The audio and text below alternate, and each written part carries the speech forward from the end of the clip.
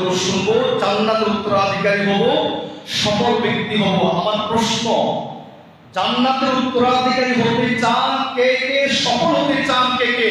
দুই হাত তুলে খুতবার শুরুতে সবাই আল্লাহকে সাক্ষী করেন। লিল্লাহি তাকবীর। আল্লাহ কবুল করে সবাই বলেন আমিন। ওমর রাদিয়াল্লাহু তাআলা আনহু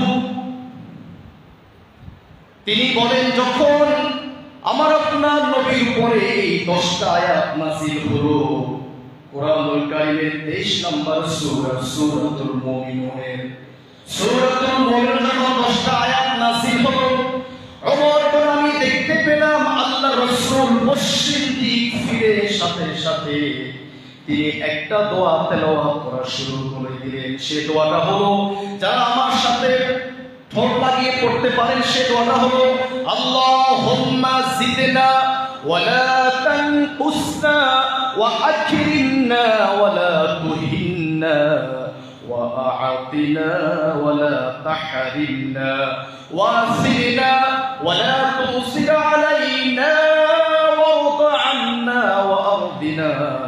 এর অর্থ, আল্লাহ তুমি আমাকে রিজিক বাড়িয়ে দাও, রিজিক কমিয়ে দিও না, সম্মান বাড়িয়ে দাও, অসম্মান করো না।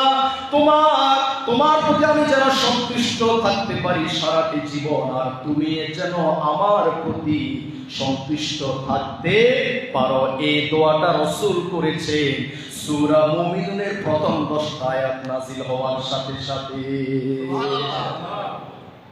কত গুরুত্বপূর্ণ আয়াতগুলো। আম্মা জি আয়েশা রাসূলের প্রিয়তম স্ত্রীকে প্রশ্ন করল সাহাবীরা,